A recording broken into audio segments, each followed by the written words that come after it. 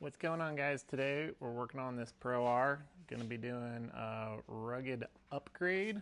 It already had the RDMDB and an original 696 in it, and we're going to be upgrading it to a M1 business band and the STX rocker switch. This car is pretty cool. It's got the LaRue turbo kit on this Pro R, and intercooler, the whole like ECU master kit and everything. Apparently they push like 340 or 370 horse, but yeah, it's pretty cool. So here's the radio setup we're going with. So this before had the RDMDB, which is a little bit bigger screen, the dual band, and then it had the original 696 intercom that takes up this whole bottom spot.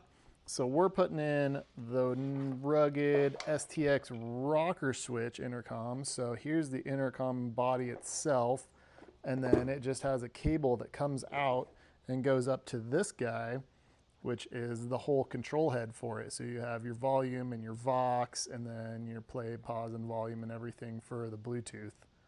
And then it also had the original variable speed controller for the pumper. And we're upgrading to, now we have these more rocker switch holes, we're upgrading to the newer style rocker switch controller for the pumper here. And then it was also wired straight to the battery, so he was getting a little bit of parasitic draw.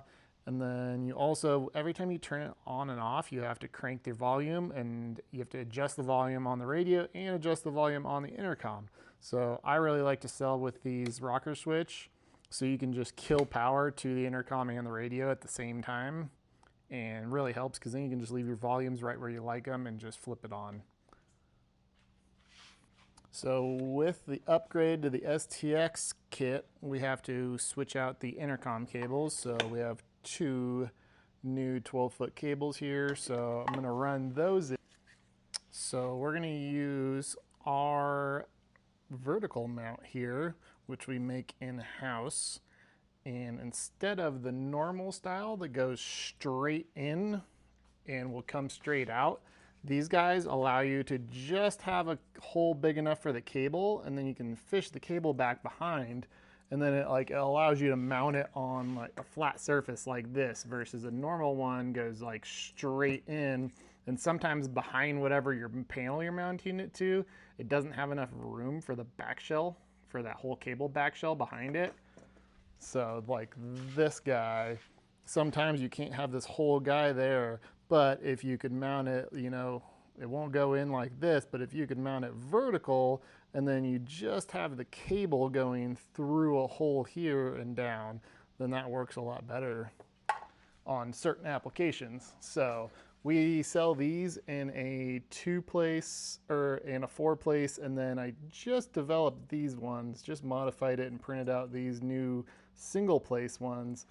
And I think I'm gonna take and mount it right back here, and I'm gonna do them upside down so they don't collect any moisture or debris in them. Because before, with his old setup, he had the flush mount that Rugged sells, which is just the straight in one going in right here, and it was getting, one is getting a lot of sand, like you can see all the sand down in here, and it was getting water and stuff in there and just causing some issues. And also the cable ends up being like right in your way there. So if the cable's sitting up here and you're driving, your elbow's flipping around and nailing this cable. So we're going to try to get them back behind you, so the cable is back behind you at all times. And then the other thing I've ran into on these these Pros and the Turbo Rs and stuff, with the panel here that has to be removable to change a belt, you can't really be mounting things on this panel because then your cable's attached to it and you can't get it out easily, or you have to like fold it out of the way and leave it hooked up, which is kind of a pain.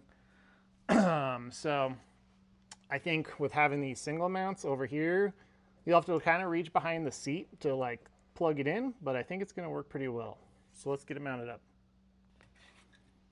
All right, so with all of our cable mounts, we sell this little template.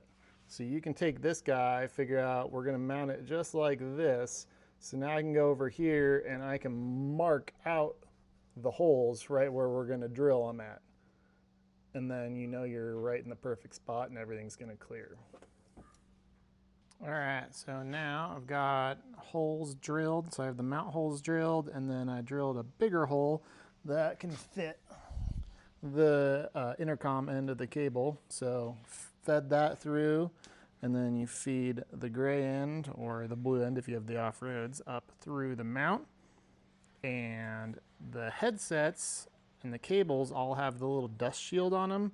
So you just leave these guys setting up, and I like to, that first little line there, I like to adjust it right about to there, and then you just thread this little set screw in and get that guy, and don't have to go super tight, just kind of like right in there to where it's pretty much below the mounting surface so it's flush across, and then go ahead and bolt it on.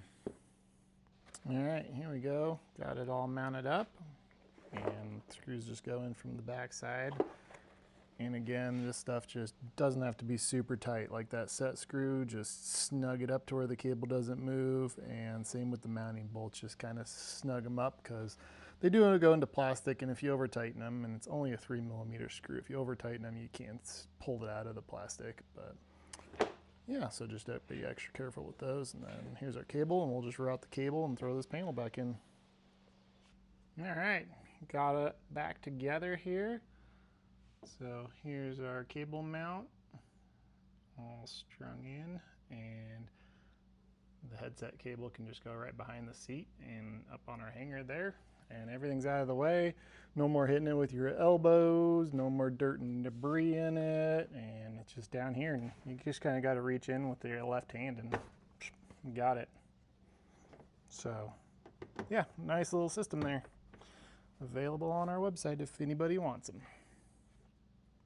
All right, we're all back together.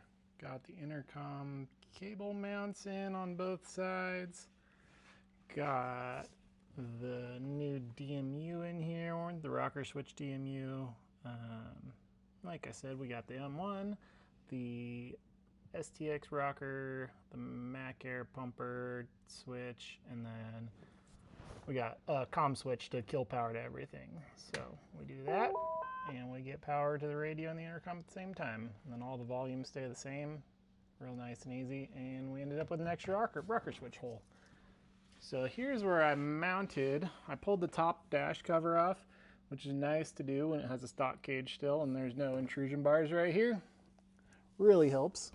I ended up just taking the bracket that comes with it and just drilled into this tube right here and just self-tapered into this, and it is pretty solid. It's not moving at all. So I'm gonna get all these wires all zip tied up and tidied up and then throw the cover back on. All right, we're all back together. Everything fits nice. The intercom is right down in there, right behind the edge. Fits pretty good.